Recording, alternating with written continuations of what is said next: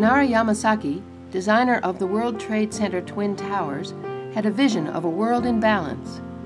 I feel this way about it. World trade means world peace, and consequently, the World Trade Center buildings in New York had a bigger purpose than just to provide room for tenants. The World Trade Center is a living symbol of man's dedication to world peace. Beyond the compelling need to make this a monument to world peace, the World Trade Center should, because of its importance, become a representation of man's belief in humanity, his need for individual dignity, his belief in the cooperation of men, and through cooperation, his ability to find greatness. Minoru Yamasaki, greatbuildings.com.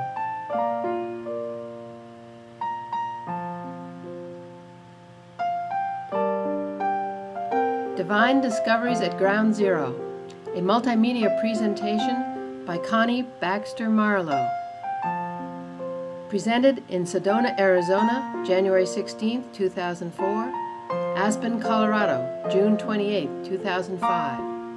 An uplifting look at the events of September 11, 2001 that triggered the opening of the human heart and the rebirth of America, heralding the coming of peace on earth, with substantiating evidence and perceptions of America.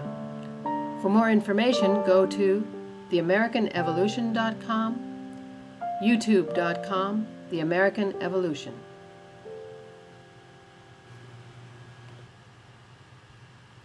Perceptions of America. Katahdin Hikers. Mount Katahdin, Baxter State Park, Maine. September 11th, 2003.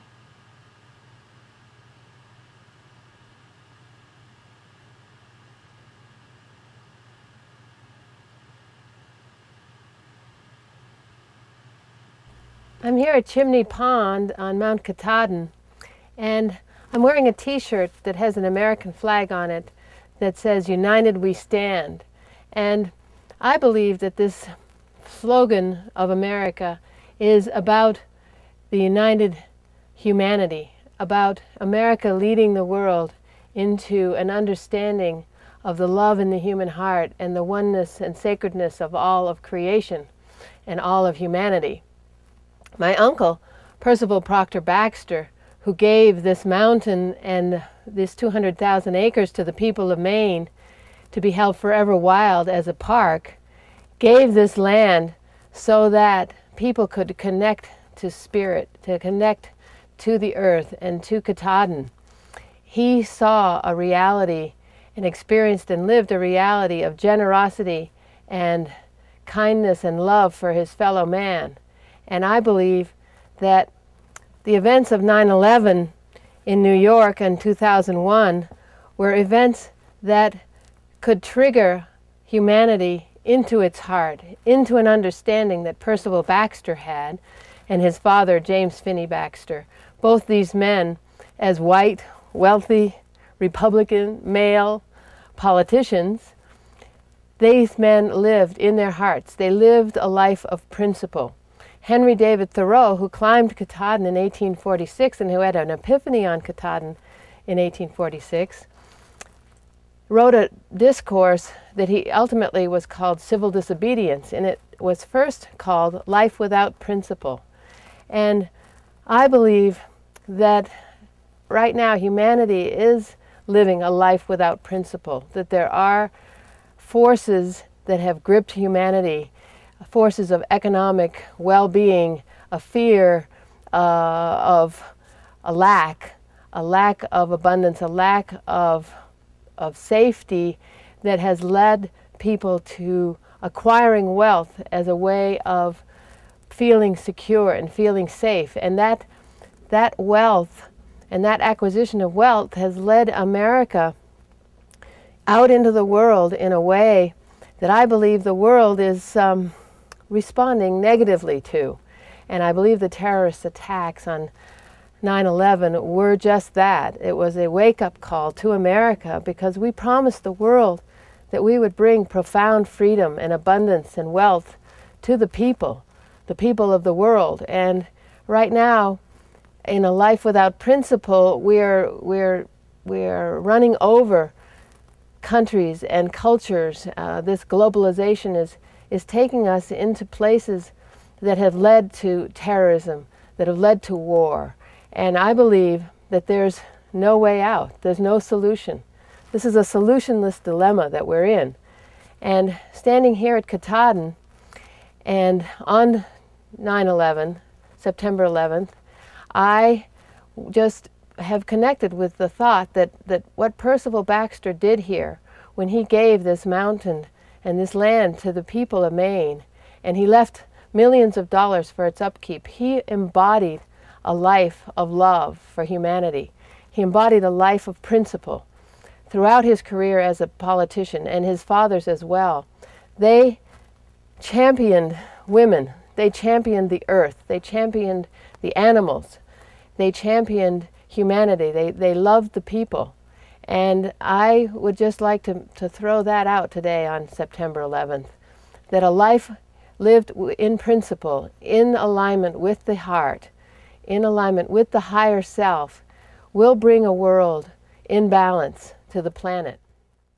I'm at Roaring Brook Campground, and I'm on my way to Chimney Pond, where I'm going to be climbing to Baxter Peak early in the morning by the full moon to greet the rising sun from Baxter Peak. Baxter Peak is the first place to receive the sun's first rays in the continental United States.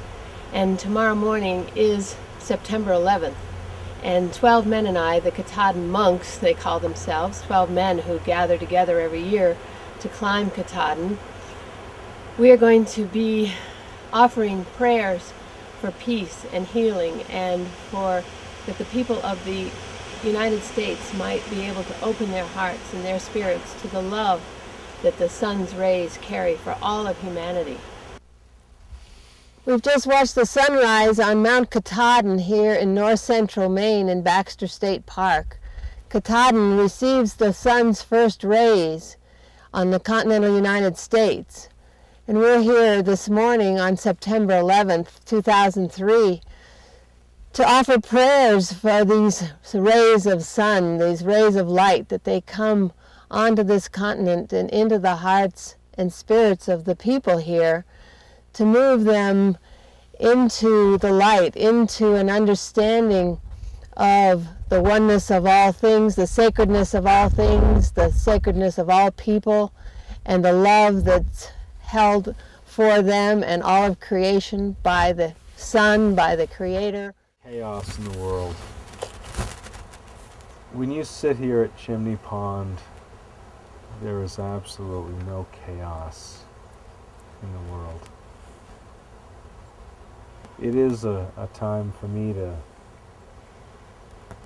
reflect on my own being. I pray here. My prayers seem to be answered here. There is no chaos when I'm here.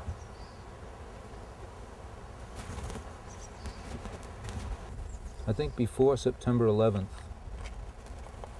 there were troubles in the world, and we were fortunate enough to dwell in a country where those troubles were external.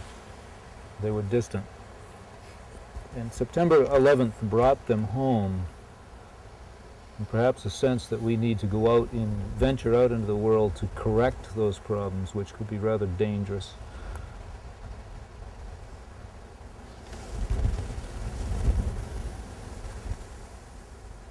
But peace, loving nature, loving each other as part of the global community has got to prevail. And I think that's what I feel when I'm here.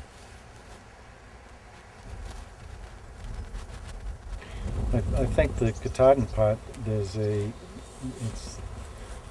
experience here is very personal, and that connection with the bigger sense of things, spirit with the world, is something that it seems if everybody could connect with that spirit, with that sense of place and being, then a lot of the disruptive and chaotic things that happen would just fall away. But I don't know how one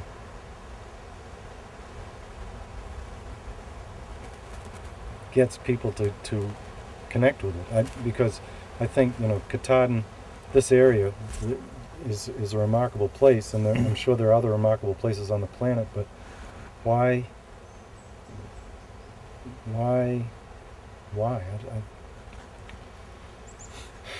Good question. It's baffling. I mean, you just wake up in the morning and look at the world, and it's amazing and remarkable and wonderful and fascinating and frightening and all kinds of things. And why is it we can't relate to each other in the joy and wonder part of it? I mean, it's just a miracle. I mean, just the sense, just being is a miracle. And, Yes, it is. why is it? Why do we have to destroy each other to get each other's attention? For what? And for what purpose? And I don't know. Well, neither do I.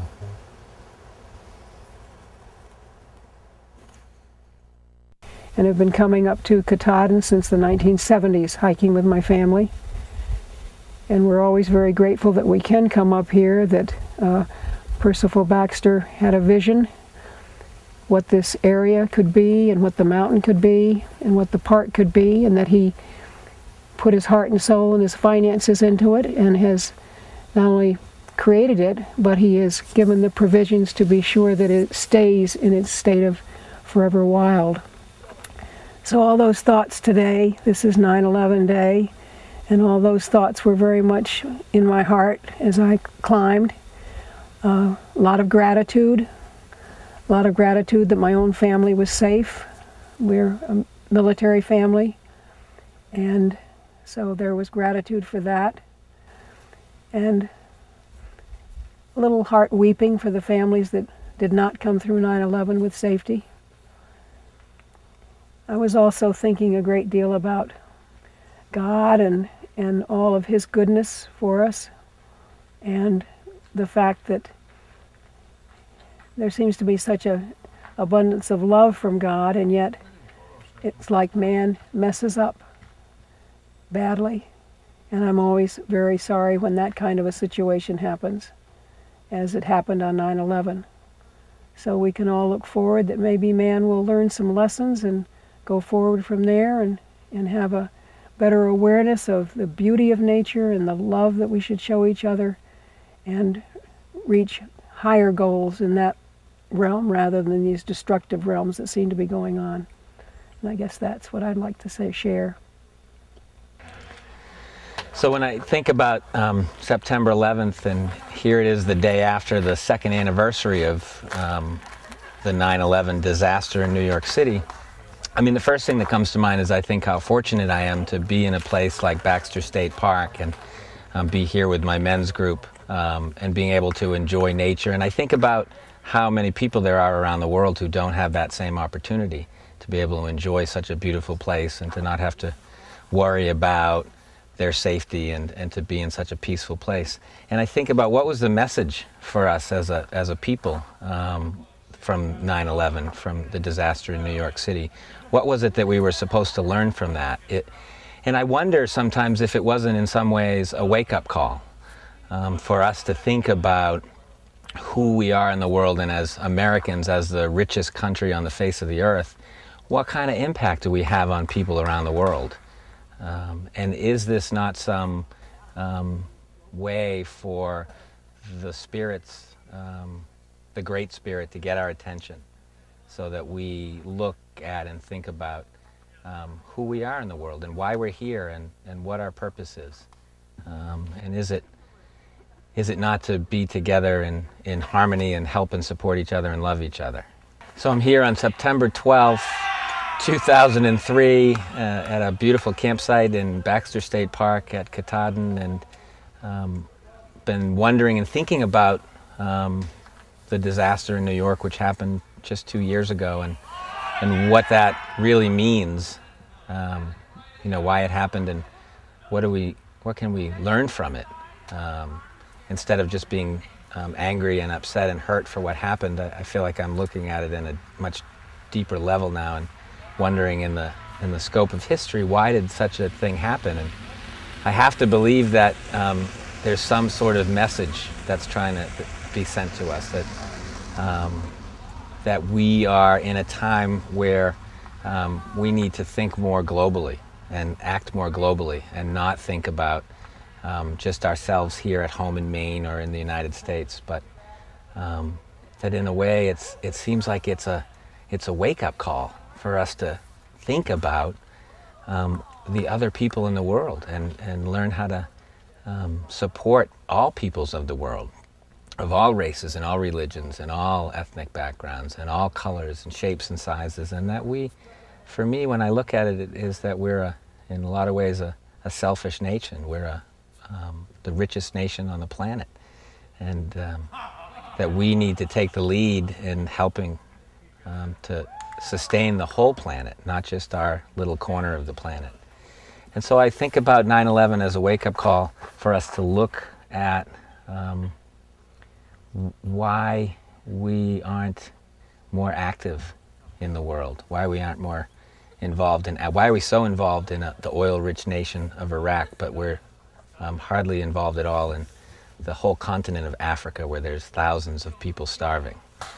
And how do we use our resources, and how do we use our power and influence in the world?